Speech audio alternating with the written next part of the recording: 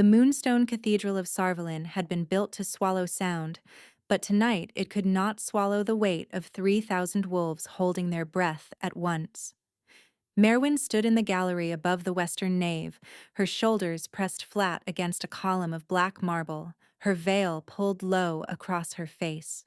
From this height, she could see everything: the ceremonial torches blazing in their iron sconces, the great moon window casting silver light across the polished floor, the pack lords in their ancestral colors, the council mothers in their gray wool, the common-born wolves crammed shoulder to shoulder in the standing ranks below. And at the far end of the cathedral, on the raised stone of the claiming altar, stood Varric, the Alpha King. Her king, in every secret moonlit hour of the past 8 months. The man who had pressed his forehead to hers in the river meadow last autumn and whispered that fate had marked them before either of them had drawn breath. The man whose teeth had broken her skin 4 weeks ago in the old hunting lodge, leaving the claiming bite that still pulsed beneath her left collarbone like a second heartbeat. She should not have come. She had sworn to him only yesterday that she would wait at the orchard cottage until he sent for her. He had been so certain, so calm. I will end this farce before it begins, my Marwin. I will refuse the council's chosen and ride to you before the moon is high. But the orchard cottage had been too quiet. The silence had grown teeth. And so she had wrapped herself in a borrowed servant's cloak and come to see for herself what her future would look like. What she saw made her grip the marble until her knuckles burned. The council's chosen stood at Varric's right hand. Iselin of House Drovenmare, draped in white silk and silver stitching, her platinum hair coiled in the 7 sacred braids of a candidate accepted for claiming. Beautiful, composed, smiling the small, cold smile of a woman who had been promised a throne since the day she was weaned. The high speaker's voice rolled across the cathedral. Varric, last son of the moonborn line, sovereign of the Argent Hills, bloodkeeper of the old oaths, the council has presented its chosen. The packs have given their consent. The altar awaits your acceptance. Marwin's mouth went dry. He was supposed to refuse. He had promised. Varric did not move. The hush stretched. 3,000 wolves leaning forward, the torches popping softly. Somewhere far below, a child whimpered and was hushed. Then he stepped onto the altar. The mark on Marwin's collarbone went cold. That was wrong. The mark had burned for 8 weeks straight, hot as a brand, every time she thought of him. Now, in the moment that should have set it on fire, it had gone cold, as if the bond itself had been put to sleep. Varric extended his hand toward Iselin. Iselin laid her fingers across his palm. Marwin could not breathe. Her ribs would not move. Her throat had closed. The veil swam in front of her eyes, and she pressed her free hand against her stomach, against the small, hard curve there that no one in the world knew about except her and the herbalist in the lower city, who had sworn on her own bones to keep silent. 2 months along, the old woman had whispered. Maybe 3. The child has a strong heartbeat, dear, a very strong heartbeat. She had been planning to tell him tonight. The high speaker raised the silver chalice. Varric of the Moonborn, do you accept this woman as your claimed mate, sealed before the altar, witnessed by the packs, bound by the old law? Varric opened his mouth to speak, and stopped. His head turned, slow and strange, like a man hearing a sound from the bottom of a deep well. His eyes, which had been flat and dull all evening, sharpened. His nostrils flared. His shoulders, which had been carrying themselves stiffly under the ceremonial pelt, dropped half an inch as something inside him lifted its head. Marwin's cold mark flared hot, hot as a fresh burn, hot as a sword pulled from a forge. She pressed her hand flat against it and bit down on her own knuckles to keep from making a sound. Across the cathedral, Varric's gaze swept the standing ranks, swept the pack lords' benches, swept the gallery. Searching, searching like a wolf catching a scent in the wind. His eyes lifted to the gallery. His eyes found her. Even through the veil, even through the distance, even through whatever had been done to him that had kept him standing on that altar with another woman's hand in his. His face changed. Every wolf in the cathedral felt it before they saw it. The air pressure in the great vaulted space dropped. The torches guttered. A low growl began somewhere under the stone floor, a sound that seemed to come from the bones of the building itself. Varric ripped his hand out of Iceland's grip. The chalice fell. Silver wine spilled across the altar like blood. "Stop the ceremony," he said. No one moved. Iceland had gone the color of curdled milk. "Stop the ceremony," Varric said again, louder this time, and now the growl was rising in his throat, and his eyes had gone the molten gold of a wolf surfacing through a man. He turned to the assembled council, and his voice cracked across the cathedral like a falling axe. "Find her." 100 heads turned. The pack lords were on their feet. "Find her," Varric said a third time, and this time it was a roar, and the torches blew sideways, and the great moon window above his head shivered in its frame. "Whoever stands in this hall, whoever calls themselves loyal to the Moonborn line, find her. She is here. She is here." Marwin ran. She did not remember turning. She did not remember leaving the gallery. She remembered the slap of her own shoes on stone, and the burning beneath her collarbone and her hand flat against her stomach, and the awful certainty that he was coming for her, that he had felt her, that the bond had pierced through whatever spell had dulled him, and that he would tear this cathedral apart looking for her if she did not move now. She could not be found. Not here. Not tonight. If they found her, they would kill her child before it ever drew a first breath. She did not yet know who he was, but she knew it the way prey knows it. She had felt their eyes on her for a month now, ever since the night the candle in the orchard cottage had gone out by itself, and she had heard footsteps in the snow that did not belong. The servants' stair was empty. The kitchens were empty. Everybody in Saralain was in that cathedral. She slipped through the buttery, through the cold room, through the laundry yard where steam still rose from the morning's washing, and out through the postern gate where the cathedral's outer wall met the orchard wall. The night took her. She did not look back.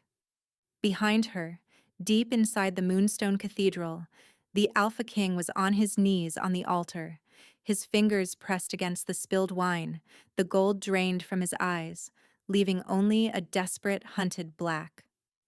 The High Speaker was bending toward him. Iselin was speaking, low and urgent. Varric did not seem to hear either of them. He was lifting his stained fingers to his face and breathing in. And under his breath, soft as a vow, soft as a prayer, soft as a wound, he was saying a name nobody else in that cathedral had ever heard him speak before. 4 months later, in the salt wind country south of the Grey Crown Mountains, the village of Hollowbeck had decided that the new midwife was strange, but useful, and that was good enough. Marwin lived in a stone-walled croft at the edge of the moor, 1/2 mile from the last cottage in the village, with a thatched roof she had patched herself and a goat named Bramble who hated everyone except her. She had given the village headman the name Sable. She had told him she was a sailor's widow from the eastern coast. She had wept the first time he asked, and he had not asked again. Now her belly was full and round and impossible to hide, and the women of Hollowbeck brought her bread and salt and small carved wooden charms for the child, and asked her in low voices when her time would come. She said soon, and they nodded and went away, satisfied. She was not soon. She still had 2 months, perhaps a little less. She was simply enormous because she was carrying twins, though the village midwife she had quietly trained as her assistant had not yet realized this, and Marwin was not eager to share the information. 2 heartbeats meant 2 heirs. 2 heirs meant twice the reason for someone to want her dead. She lived very carefully. She did not go into the village after dark. She did not light a lamp in any window that faced the road. She kept a knife under her pillow and a second knife in the cradle she had not yet finished building. The bond mark beneath her collarbone had not faded. That was the thing that woke her some nights, weeping into her own hands. It should have faded. He had stood on the altar with another woman. The mark should have died on her skin like a bruise healing. Instead, it had grown darker. It pulsed in time with her own heartbeat, slow and steady, and sometimes, in the depths of the night, she felt a second pulse beneath her own, a heartbeat that was not hers and not the children's, beating against the inside of the mark as if knocking at a door. He was looking for her. She knew it the way a sailor knows weather. She did not understand why. The morning everything broke open began ordinary. Bramble the goat needed milking. The herbs above the hearth needed turning. The widow Cosma from the village came up the path before midday with a basket of barley loaves and a face so full of news it could barely hold itself shut. "You will not believe what came down the coach road this morning," Cosma said, settling onto the bench by the hearth. "Soldiers, real ones. Argent Hills colors, red and gray, the moonborn crest stitched right on their cloaks. 3 of them. Riding hard." Marwin's hands stopped moving over the herb basket. "They stopped at the Bell and Stag," Cosma went on. "Asked the innkeeper if he had seen any women traveling alone. Pregnant women. Quiet ones, with a mark on the collarbone or the shoulder." The barley loaf in Marwin's hand crumbled to dust between her fingers. "What did the innkeeper say?" "Said he had not. But Sable, dear, listen." Cosma leaned forward, her voice dropping. "The Alpha King has gone to ruin." Marwin made herself breathe. To ruin. He stopped his own claiming ceremony, stopped it on the altar, in front of everyone, refused House Drovenmare's daughter and threw the chalice down and said there was another, his true mate, and she had been in the cathedral that night, and she had run, and he could not find her. Cosma's eyes were enormous. He has been looking for her ever since. 4 months. He has torn open every great house in the kingdom. The crops are failing along the Argent border. The packs are turning feral. They say the moon herself has dimmed over Saralain because the king cannot sleep. Marwin sat down very slowly on the stool by the hearth. The room had begun to tilt. "They say he will pay any sum," Cosma whispered. "To anyone who can bring him news of a young woman with the moonborn claim mark and a child in her belly." Marwin could not feel her hands. She could feel only the mark beneath her collarbone, burning now, and she pressed her palm against it and forced a smile. "What a strange tale. Thank you for the bread, Cosma. I think I need to lie down. The children are pressing on my back today." Cosma left, satisfied. The door closed. Marwin sat for a long time without moving. He had stopped the ceremony. He had stopped the ceremony. She had been so certain that she had seen him reach for Islin's hand. She had not stayed long enough to see what happened after she fled. She had assumed. Every nightmare for 4 months had been built on an assumption. The bond mark beneath her collarbone gave a long, slow, rolling pulse that made her gasp. Something was coming. She rose and went to the window. The light on the moor was wrong. The sky was clear, but the light had a strange quality, as if it had been polished. Bramble the goat was standing very still in the yard, ears pricked toward the tree line. There were wolves in the heather, 6 of them, low and gray, watching the croft. Marwin stepped back from the window. She had time. They were watching, not attacking. She could go out the back, into the bog path, and from there into the smuggler's track that wound down to the coast. She had her hand on the back door's latch when someone knocked at the front. 3 soft taps. Polite, unhurried. A man's voice on the other side, old, careful. "Lady Marwin, I have not come to harm you. I will speak only what you ask me to hear, and then I will go if you tell me to go. The wolves in the heather are mine, and they will not move unless I tell them to. Open the door." Nobody had spoken her real name in 4 months. Hearing it from a stranger's mouth was like being struck. She stood with her hand on the latch and her other hand on the small, hard curve of her stomach, and she opened the door. The man on her threshold was thin and old and dressed in plain traveling wool, with a beard the color of birch bark and eyes the color of old amber. He held his hands out to either side, palms forward, weaponless. Behind him, in the dooryard, the 6 gray wolves had laid themselves down in a wide arc, noses on their paws. "My name is Orin Half-Tongue," the old man said quietly. "I serve the king's grandfather and the king's father, and now I serve the king. He does not know I have come. May I sit down? I have ridden 3 nights without stopping, and I am 81 years old." Marwin could not speak. She stepped aside. Orin sat at her hearth, as if the hearth were already familiar. He looked at the cradle in the corner, half finished, and his face did something complicated and tender. "Two," he said softly. "I thought it might be." "How did you find me?" "I did not find you. The bond found you. I followed the bond." He reached into the front of his coat and withdrew a folded piece of parchment, sealed in dark green wax. "Before I tell you what is in this letter, I must tell you what was done to your king. Will you listen?" Marwin lowered herself into the chair opposite him. Her legs would no longer hold her. "He was not himself the night of the ceremony," Orin said. "He had been given a draft for 10 days before.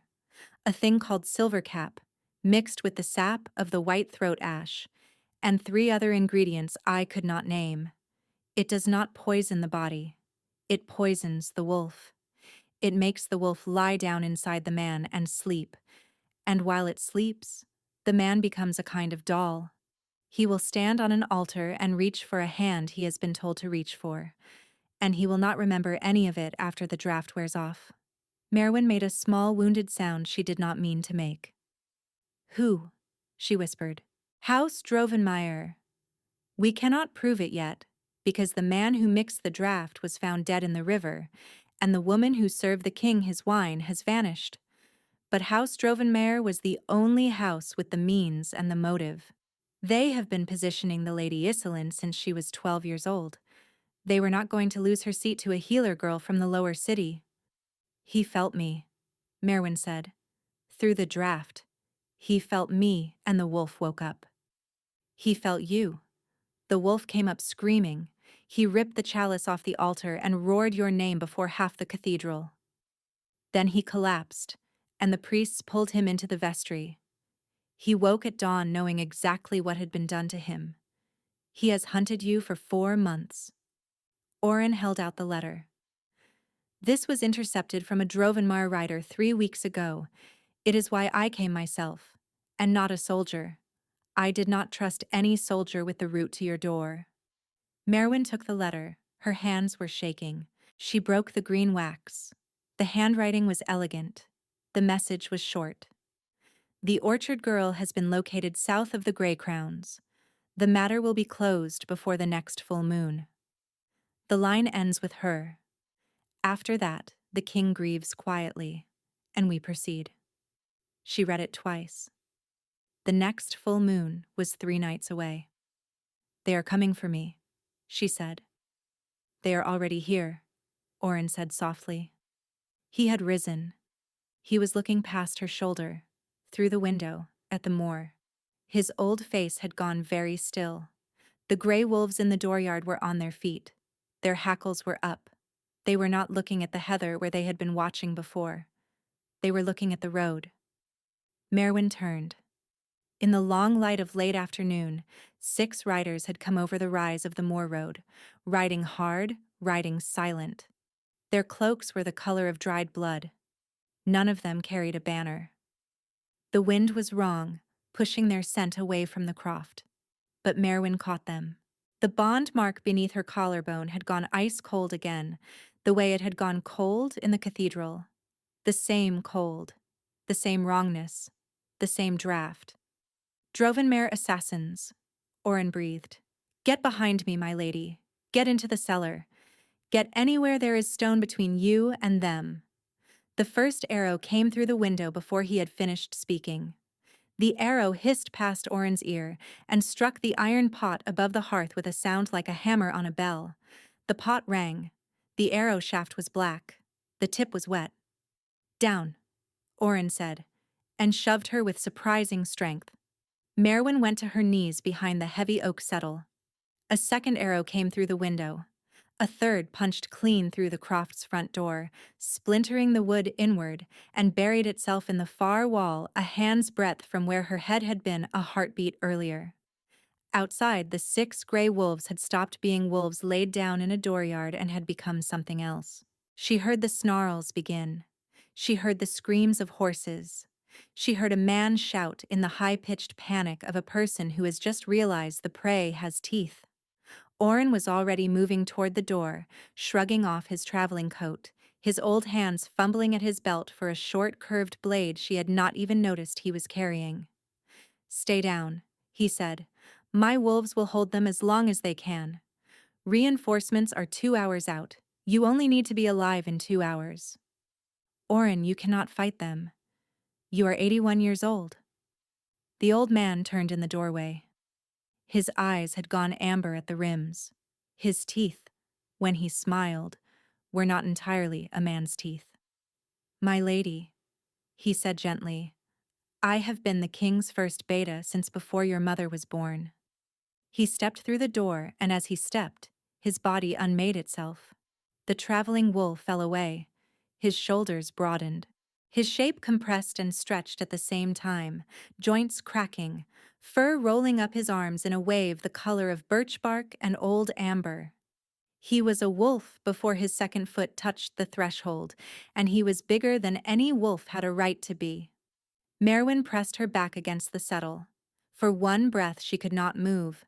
The cold in her bond mark and the heat in her belly were fighting each other. She heard the crash of bodies meeting in the dooryard. She heard the dull sound of a sword striking armor. She heard one of the gray wolves yelp once, sharp and terrible, and then go silent. Then she heard a second sound, much worse, a boot on the stone of her back step. Someone had circled the croft. She had not bolted the back door. The latch lifted. The door eased open. A man came into her kitchen with a long dark blade held low and easy in his right hand, and a small crossbow loaded and cocked in his left. His face was wrapped in a black cloth from the bridge of his nose down. His eyes, above the cloth, were perfectly calm, the eyes of a man who had done this many times. He saw her behind the settle. He raised the crossbow. Marwin had time for one thought. Not for herself. For the 2 small heartbeats inside her, which had begun to hammer wildly against the inside of her belly the moment the boot touched the back step. No, the word was not a word. It was a thing she did with her whole self. Something came up out of her. She had not known it was there. She had felt it once, when she was 9 years old, when a runaway cart horse had come down on a child in the lower city street, and she had pressed her hands over the child's broken ribs and watched the bones knit themselves back together while her grandmother screamed at her to hide it. "Never let anyone see. They will burn you." She had hidden it for 19 years. It came out now. It came out as light, pale gold light, the color of wheat in the last hour of harvest, pouring up out of her chest and her belly and her open mouth, filling the kitchen, washing across the assassin's face and his crossbow and his long, dark blade. It was not warm. It was not cold. It was simply present. And it was old. And it knew what it had been called for. The assassin's crossbow arm jerked sideways. The bolt buried itself in the ceiling beam. The man staggered backward, one hand clawing at his own face. "Witch!" he gasped through the cloth. He turned to run. Marwin stood up. The light was lifting her. The 2 heartbeats inside her belly had risen to meet the light, beating in time with each other, as if the children themselves had reached up and pulled her to her feet. She raised one hand toward the assassin's back. The light went with her hand. It struck him between the shoulder blades. He folded forward, dropped his blade, dropped to his knees, dropped to the floor. He did not get up. Marwin walked to the front door. The dooryard was a slaughterhouse. 3 of Oren's gray wolves were down. 2 of the assassins were down. The remaining riders had pulled back to the edge of the heather, and Oren in his birch bark wolf form was standing between them and the croft, swaying on his feet, one of his back legs not quite holding his weight. A 7th figure stepped out of the heather. A woman. In black, head to foot, her hair bound up under a hood. She carried no weapon. Even at this distance, Marwin knew her. The frozen lake eyes, the platinum hair under the hood, just visible at the temple. The cold, composed mouth. Iselin of House Drovenmare had come herself, the council's chosen, whose hand the king had thrown off the altar 4 months ago, had not waited at home for assassins to bring her news. She had come to watch the orchard girl die. Marwin stepped through her own front door into her dooryard, with the gold light still pouring off her shoulders, and Iselin saw her, and Islin's mouth opened in a small surprised circle, and then closed again into something colder than any look Marwin had ever seen on a human face. "Killer," Iselin said. 2 of the riders lifted crossbows. Marwin raised both hands. The light flared. It did not flare from her this time. It flared from her belly. 2 small, fierce light beats, twined together, joined hers and spilled outward in a ring, and the ring rolled across the dooryard and met the heather and the riders and Iselin, and where it touched, it pushed. The riders went off their horses. The horses went sideways. Iselin staggered backward 3 steps and went to one knee, her hood thrown off, her platinum hair spilling loose, and her cold mouth had finally found an expression, and the expression was fear. "What are you?" Iselin said. "I am tired," Marwin said. She did not mean to say it. It was the only true thing in her head. The light was already beginning to gutter. She had only ever held it for the count of 3 breaths in her whole life, and she had been holding it now for far longer than that, and the bond mark beneath her collarbone had begun to scream. He was close. The mark had gone past hot. It had gone past burning. It was a sound now, a high singing sound, and it was inside her chest, and it was pulling her like a hook in her ribs. A howl rose out of the south, not from the croft, not from the heather. From the ridge a mile away, where the moor road climbed toward the gray crowns. It was not a wolf's howl. It was a wolf's howl shaped by something much older than a wolf. It was the sound of grief and rage and 4 months of sleepless nights. And it was rolling down the slope of the moor like a thrown spear. And it had been fired from a throat she knew. Iselin scrambled to her feet. Her eyes had gone very wide. "Move!" Iselin snapped at her riders. "Move! He is here." Too late. Something black came over the ridge. Not a horse. A wolf. A wolf the size of a cart horse, the size of nothing that should exist in a kingdom that had not seen its old gods walk in 700 years. Its fur was black, with a sheen like wet ink.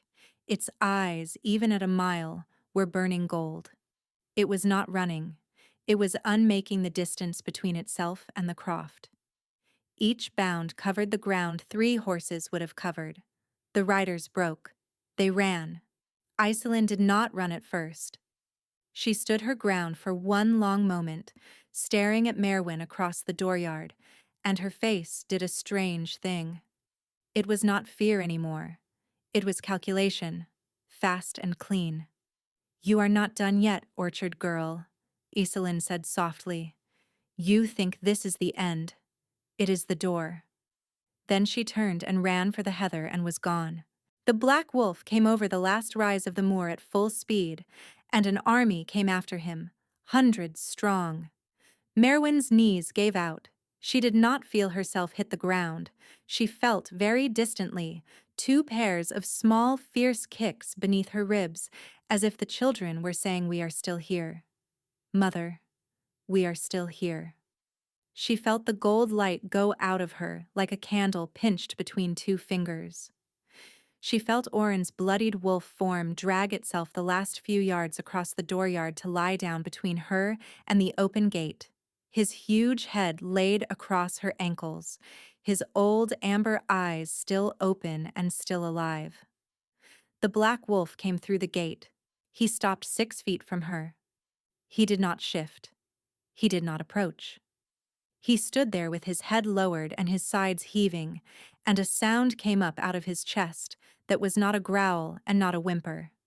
It was the sound of a man who had been holding his breath for 4 months and had just been allowed to let it out. She lifted her head. The black wolf's golden eyes were the only steady thing in the world. "Varric," she whispered. The wolf made a sound like a sob. He took one step forward, then another. Then he laid himself down on his belly in the bloody dirt of her dooryard, and he crawled the last 2 feet to her on his belly, like a creature begging not to be sent away, and he laid his huge dark head very gently across the curve of her belly, and the 2 heartbeats inside her belly answered him at once, and he closed his eyes, and the Alpha King of the Argent Hills, who had torn open a kingdom looking for her, began very quietly to cry. For a long moment, Marwin did not move. The black wolf's head was warm against the curve of her belly. His breathing was uneven, hitching the way a man's breath hitches when he has been crying for a long time. Beneath her dress, beneath her skin, the 2 small heartbeats had gone quiet, listening. She had imagined this moment in 9 different shapes over 4 months. In every shape, she had a list, rehearsed in the dark, over and over. The list had vanished. She lifted one hand and laid it on the side of his great dark muzzle, very lightly, the way a child touches something it is afraid will break. He shuddered under her palm. Then he shifted. The huge dark body folded inward, fur drawing back into skin, bone resettling, and a man knelt where the wolf had been. He was barely clothed in the torn remains of riding leathers around his waist. His chest was scored with old half-healed cuts that should not have still been on him after 4 months. His face was thinner than she remembered. His eyes were rimmed in red. He did not get up. He stayed on his knees in the bloody dirt, his hands pressed flat against the earth on either side of him, as if he did not trust himself to come any closer without permission. "Marwin," he said. His voice broke on the second syllable. "You are real. I have dreamed you so many times. I had stopped believing the dreams meant anything. You are real." She could not answer. Her throat had closed. His eyes moved to her belly. The naked want in his face was the most painful thing she had ever seen on a person. "Two," he whispered. "I felt 2. In the cathedral, when the bond opened, I felt 2 heartbeats. I thought I was losing my mind. There are 2 of them." She nodded. He made a small wounded sound and pressed his forehead briefly to the dirt. When he lifted his head again, he had himself in hand. Barely. "May I come closer?" That was the question that finally broke her. The Alpha King of the Argent Hills, the wolf who had just torn across a moor like something from a children's nightmare, was kneeling 6 feet from her in his own torn skin, asking permission. "Yes," she said. He came to her on his knees. He crossed those 6 feet with his eyes on hers, and when he reached her, he sat back on his heels, and he laid one trembling hand flat against the curve of her belly, and he closed his eyes. The children kicked. Both of them. One under his palm, one against her ribs. A laugh came out of Varric's throat.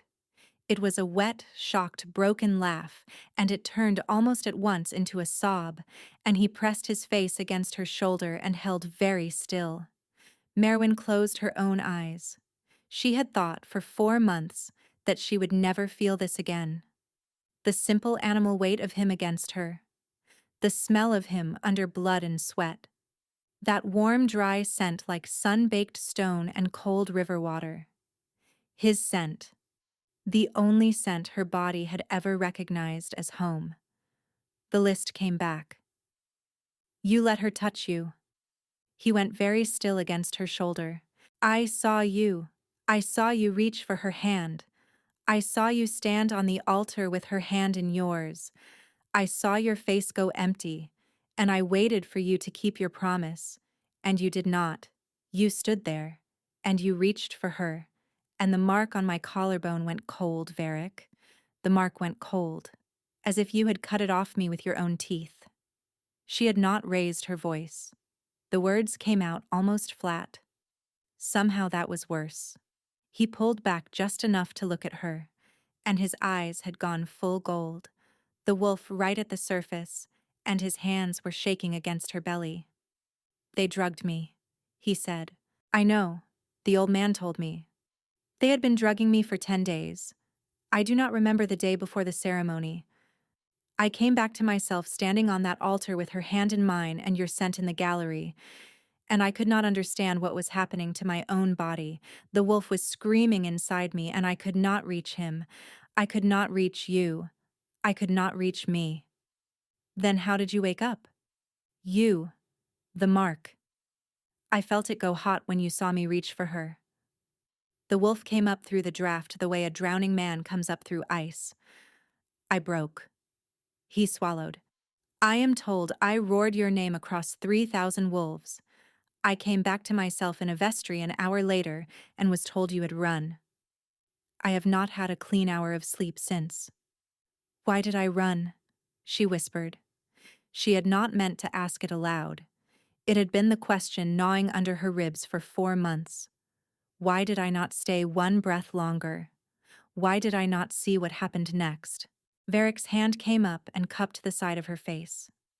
His thumb moved across her cheekbone, gentle, stunned. You ran, he said quietly, because someone in the gallery wanted you to. They knew the ceremony was about to fail. They knew the moment my wolf woke up, I would tear the cathedral apart looking for you. They could not let you be inside when that happened, because if I had found you in the cathedral, the children would have been safe. So they made certain you ran first.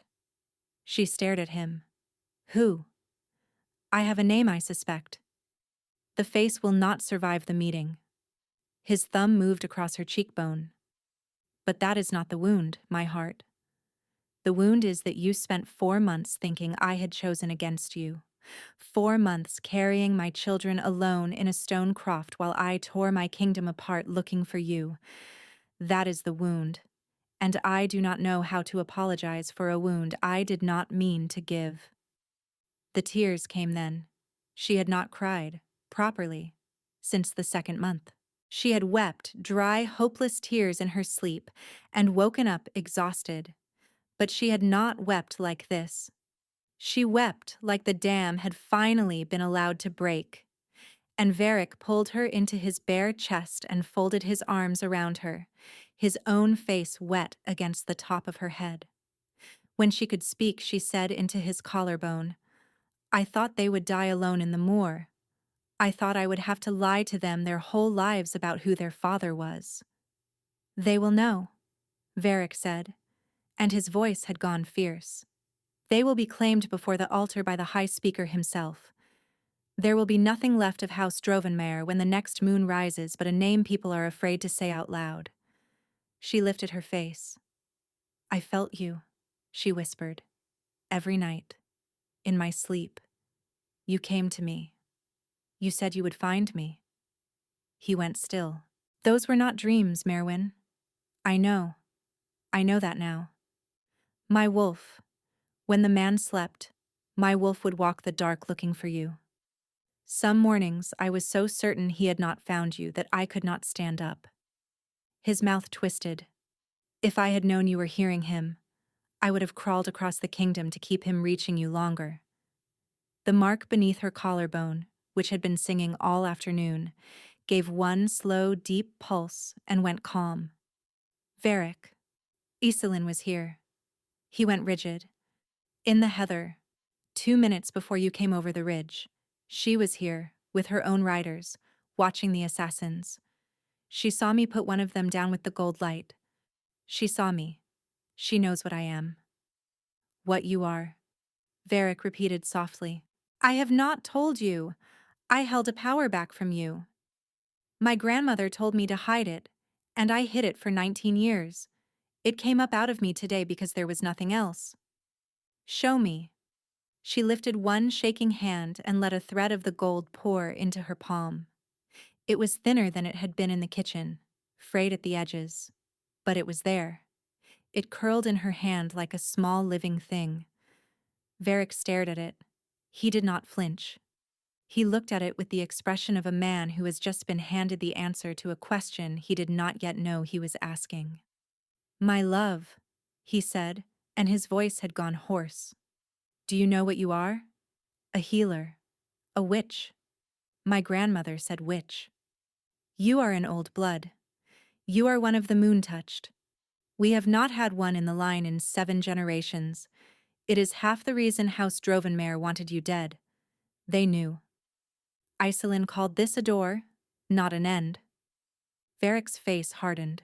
Behind him, far down the moor road, his army had come over the ridge, hundreds of them, the red and gray banners moving in the wind. Then we walk through it together, he said. We ride for Saralain tonight. The children come with us. I will not leave your side until every last Drovenmar is on their knees in front of the altar where they tried to make me forget your name.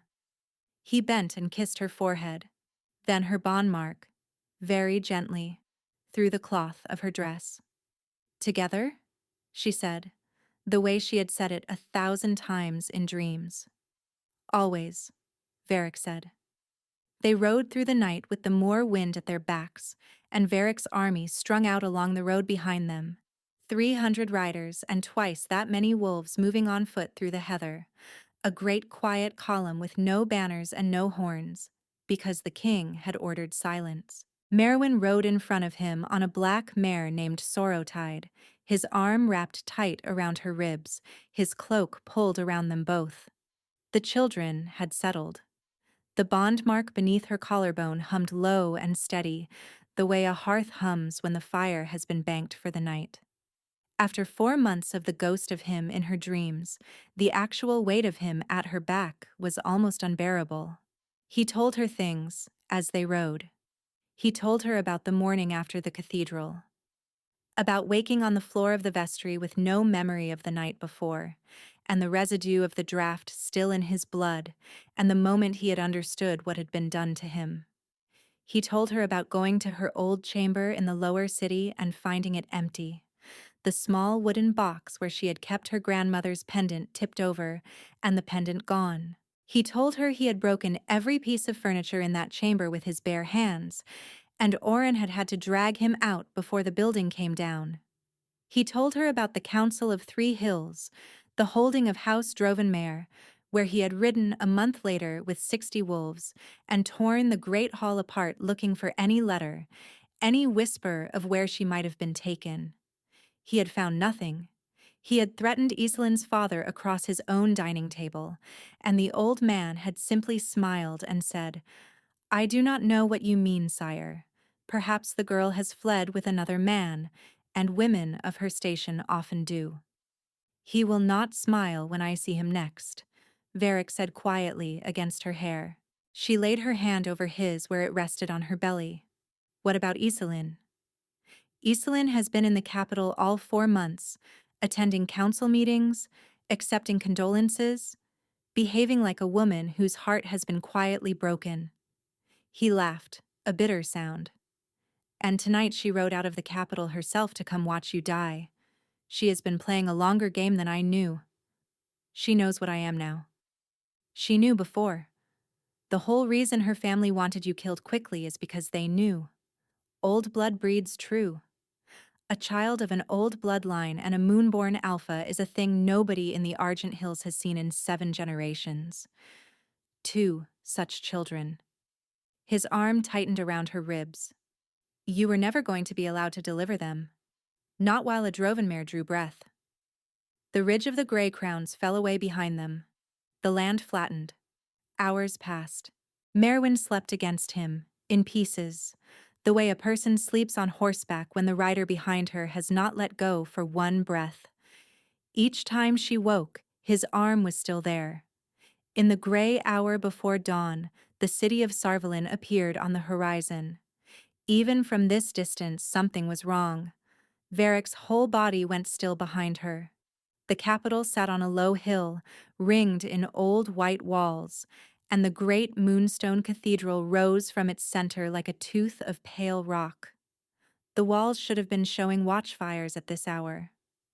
The cathedral spire should have been crowned in the silver flame that burned every night when the king was in residence. The walls were dark. The spire was dark. And from 3 places inside the city, thin black columns of smoke were rising into the lightening sky.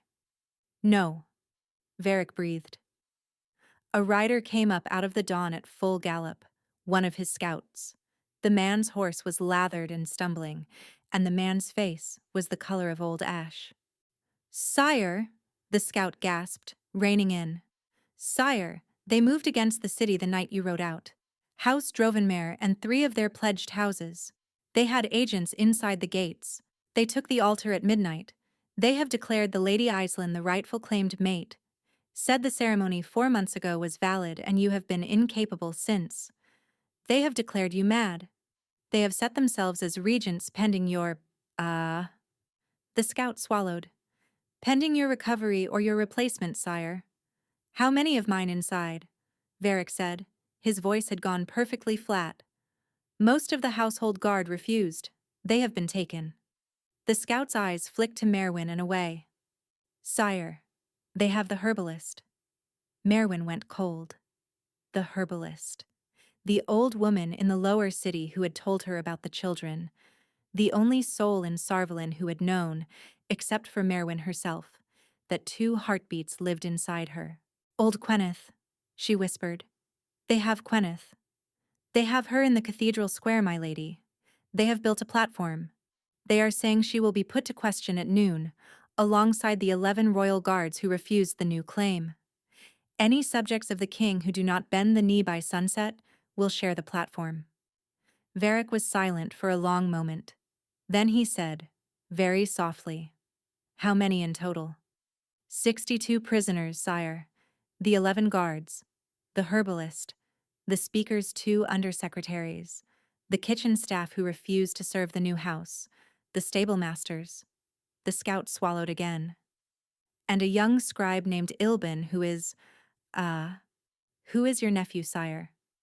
The horse beneath them went rigid as Varric's hand tightened on the reins.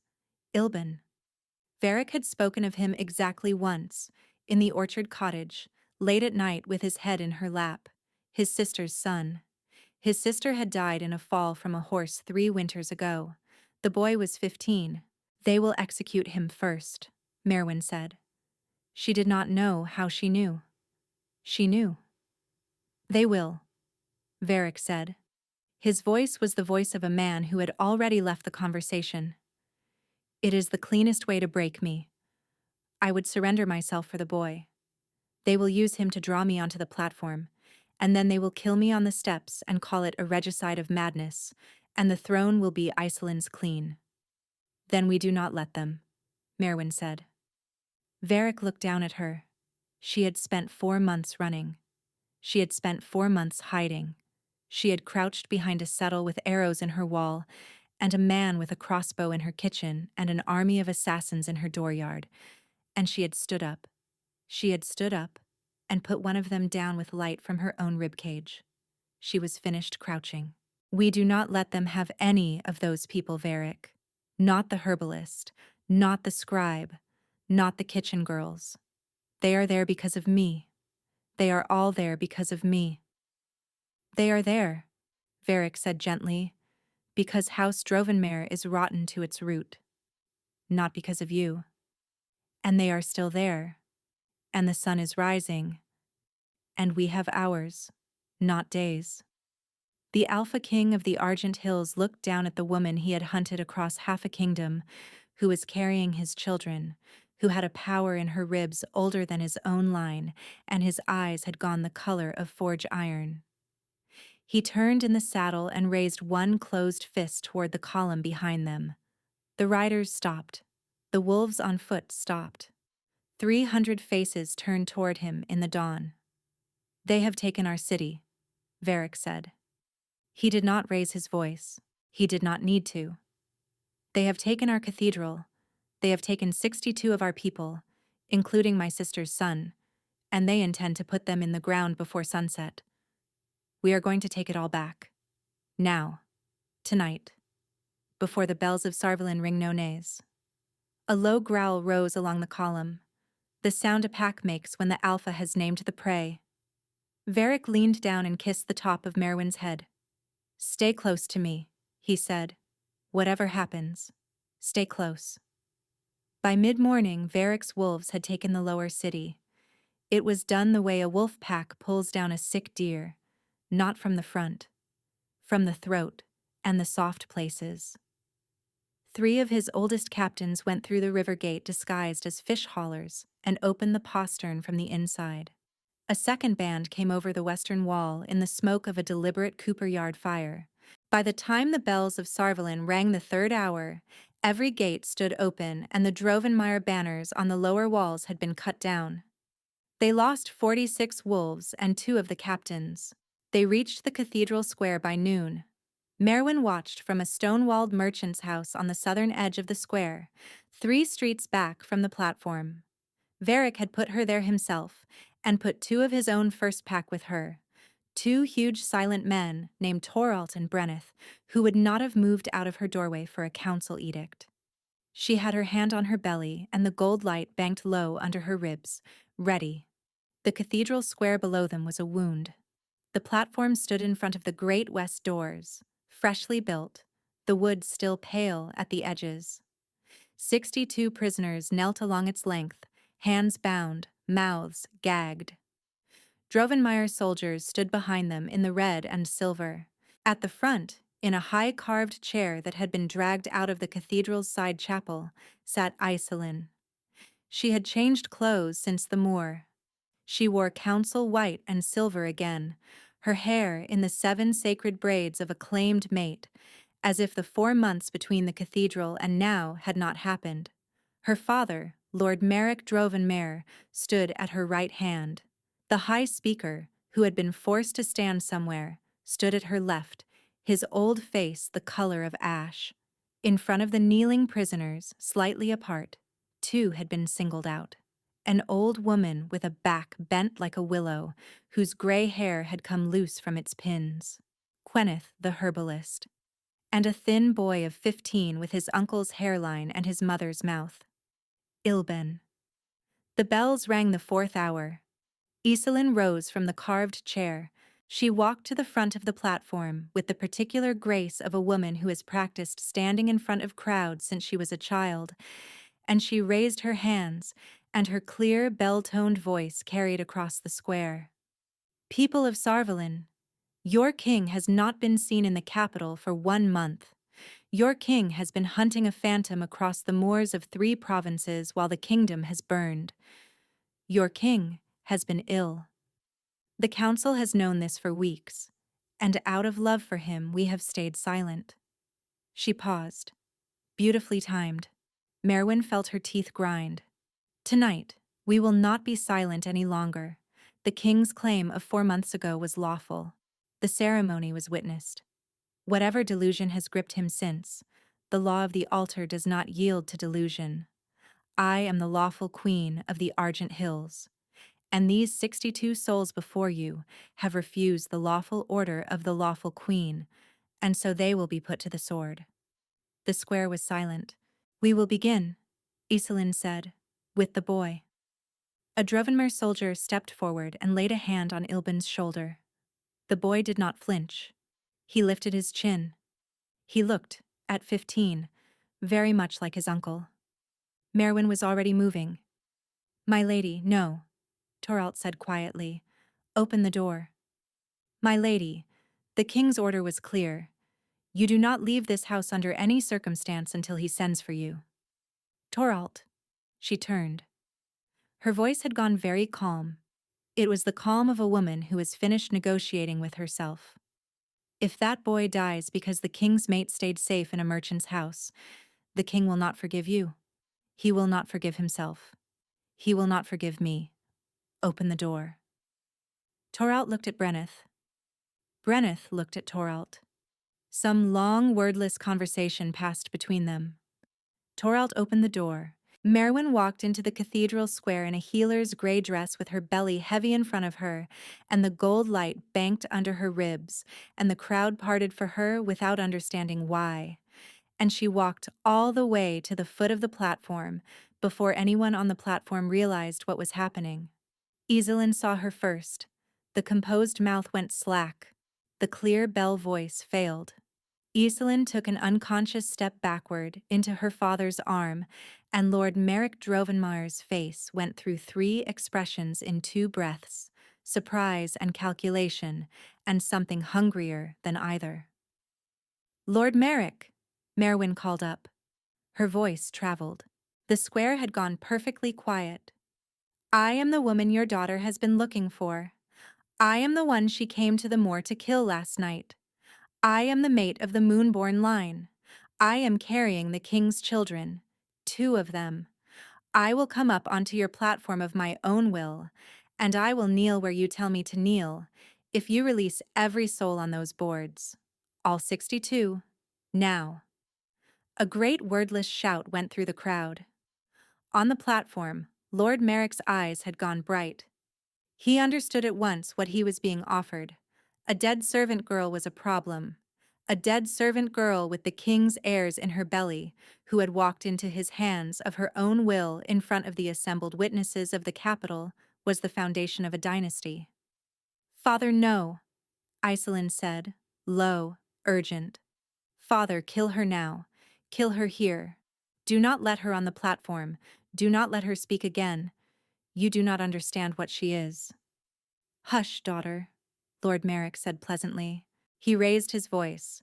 "Release the prisoners, all 62. Bring the lady up." The Drovenmire soldier holding Ilben stepped back. A second soldier began cutting the wrist bonds of the kneeling line. Gwyneth the herbalist looked across the platform at Marwin, and her old eyes filled, and she shook her head. "No, child, no." And Marwin smiled at her, the smallest possible smile, and walked up the steps. 2 soldiers took her elbows. Their hands were not gentle. They led her past the line of prisoners, past Ilben, past Gwyneth, to the front of the platform, and they pressed her down to her knees on the rough new wood. Lord Merrick came down off the carved chair and stood over her. He looked at her belly. He looked at her face. He smiled. "Lady Mate," he said softly, for her ears only. "You have given me my whole house's future in one afternoon. I will be quick. You will not suffer." Marwin looked up at him.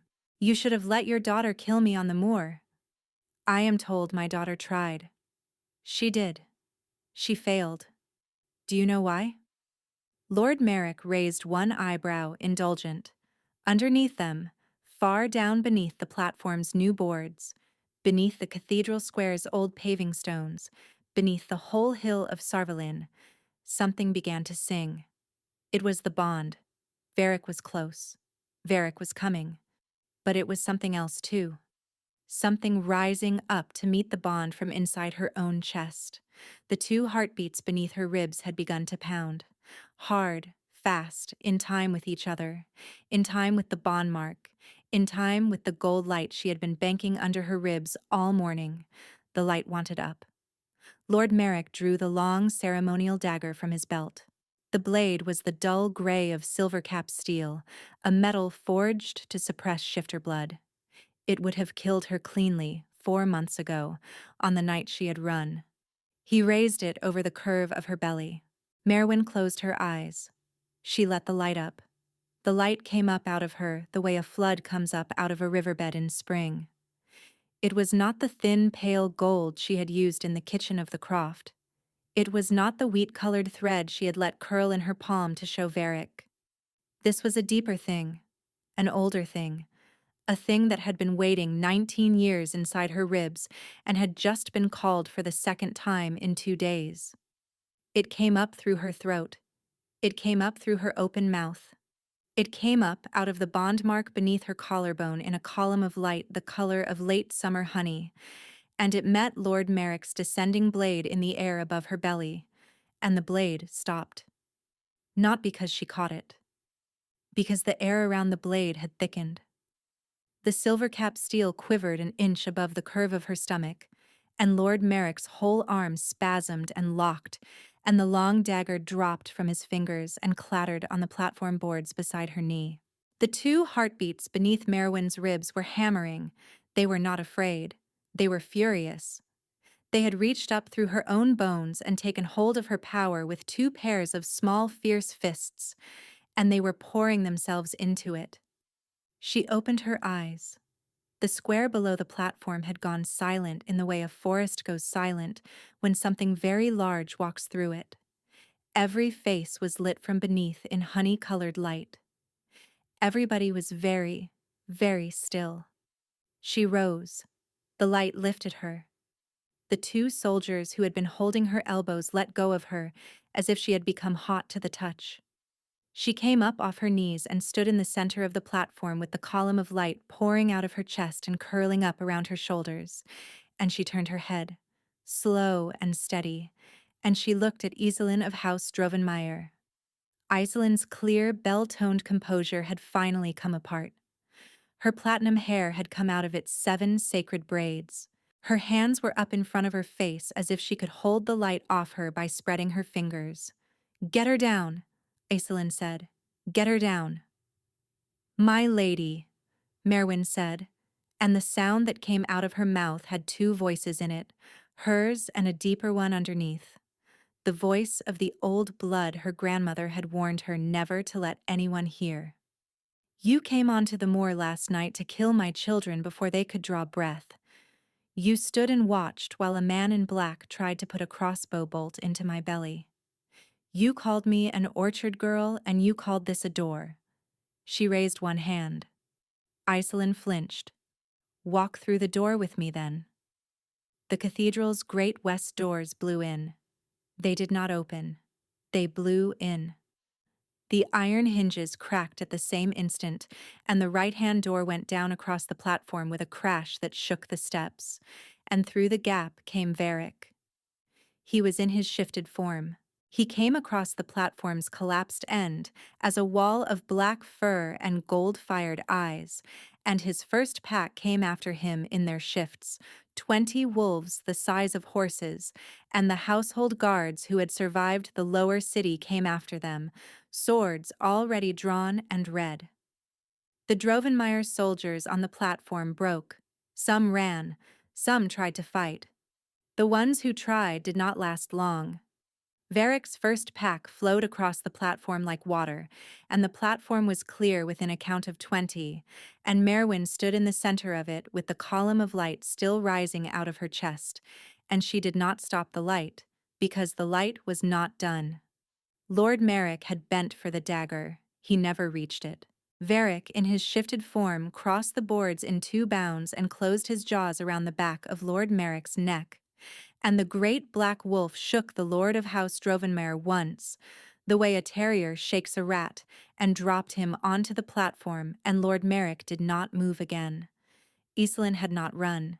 She stood at the back of the platform with her hands still up in front of her face, and her eyes were on Marwin, and only on Marwin. And what was in those eyes was not fear. It was hatred. Pure and clean and very old. "You were nothing," Iselin said. "A healer girl from the lower city with a borrowed cloak. The bond should not have chosen you. It is a mistake of the line." "It chose me," Marwin said quietly. "And it chose them."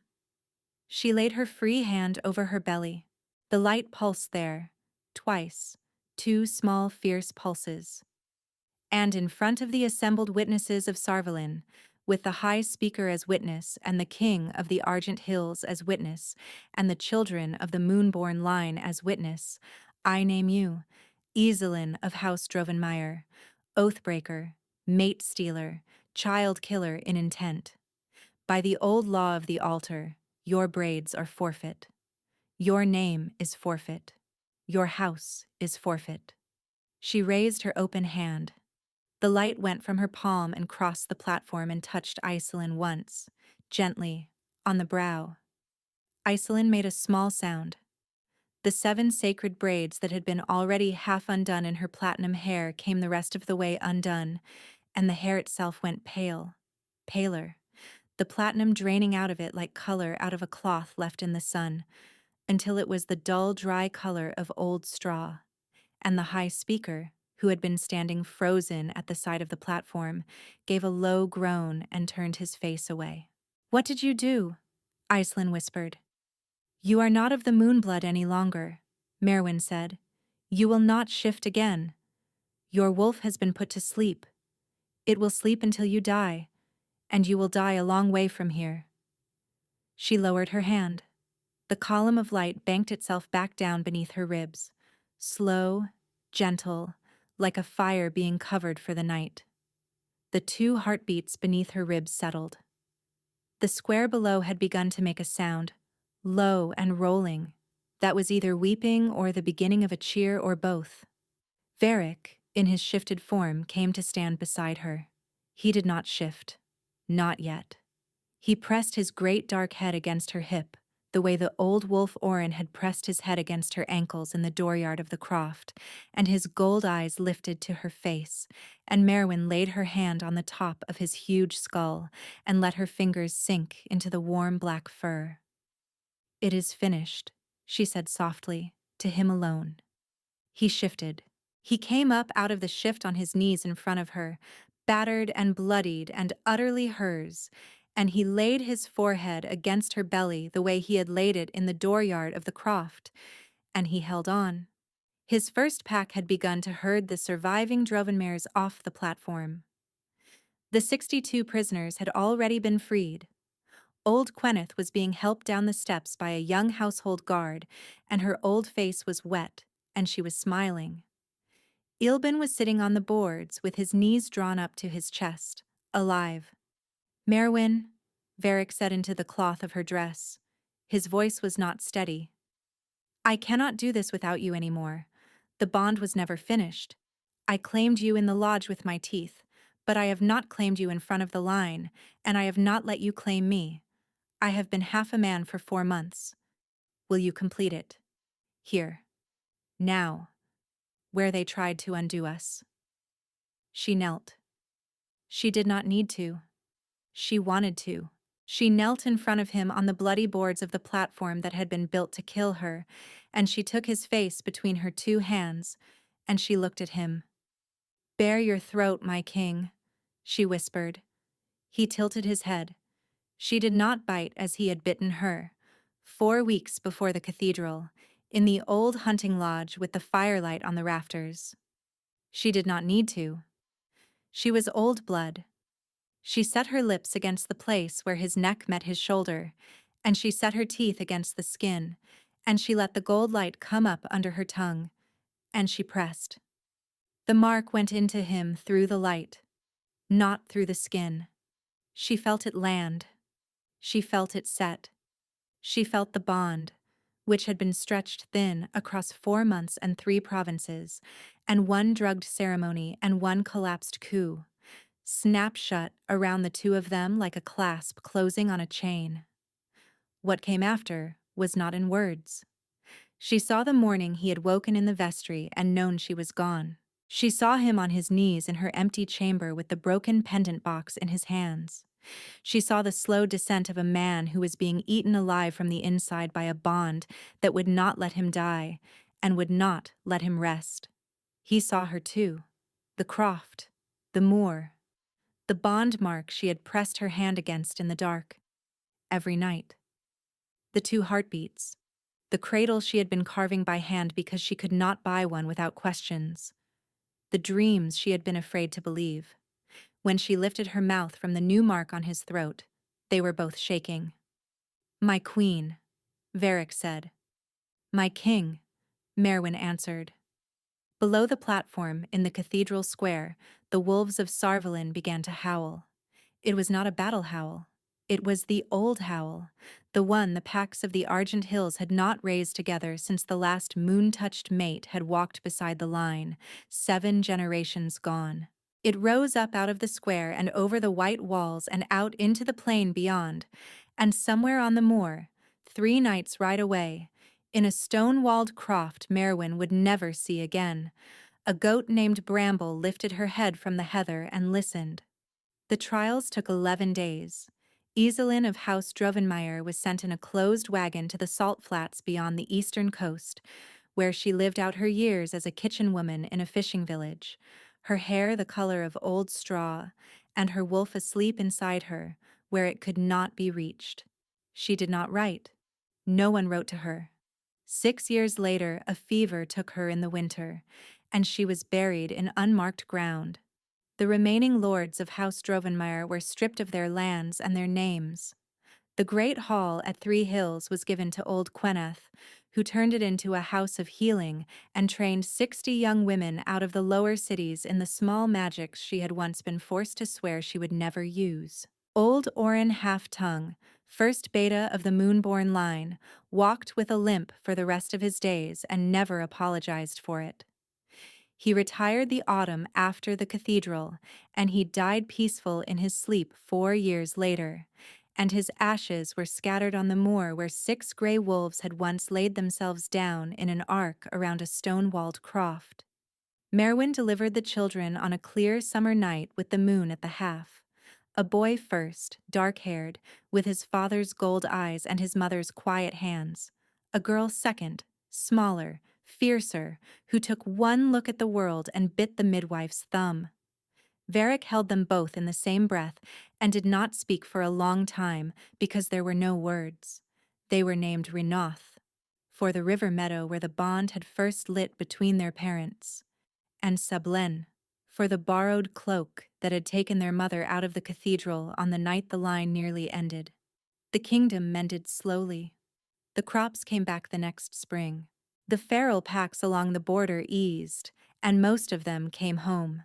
The Moonstone Cathedral's broken west doors were rebuilt in dark oak, and the old iron hinges that had cracked the day Varric came through them were melted down and reforged into a small, simple band that Marwin wore on her left hand for the rest of her life. She kept her old pendant in a small carved box beside the bed. She kept the cradle she had carved by hand on the moor in the children's nursery, even after they had outgrown it. On a warm spring evening, 11 months after the cathedral, Varric found her standing at the great window of the western tower, watching the last light go out of the sky over the Argent Hills. He came up behind her and wrapped his arms around her, and her bond mark hummed once, low and steady, as it would hum every day of her life. "Marwin," he said softly. "Yes, my love. I do not have the words for what I owe you." "You do not owe me anything, Varric. The bond chose us both. The bond chose me. You chose to walk back into a cathedral that had nearly killed you. Those are not the same thing." She turned in his arms. Below them, in the small inner garden of the tower, the children were chasing each other through the lavender beds.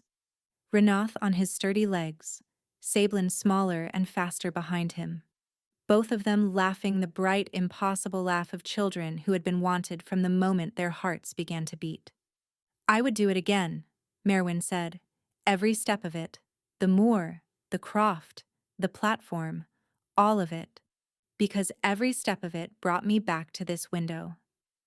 Varric bent his head and kissed her, slow and certain, the way a man kisses the woman whose name he had once roared across 3,000 wolves. Outside, the moon was rising over the Argent Hills, full and silver and unhurried, and from the inner garden came the laughter of 2 small voices that had nearly never been, and somewhere far below, in the lower city, an old healer was teaching a young girl how to set her hands above a wound and listen for the place where the body wanted to mend itself. The line had not ended. The line had only just begun. Thank you so much for listening. I hope you enjoyed this story.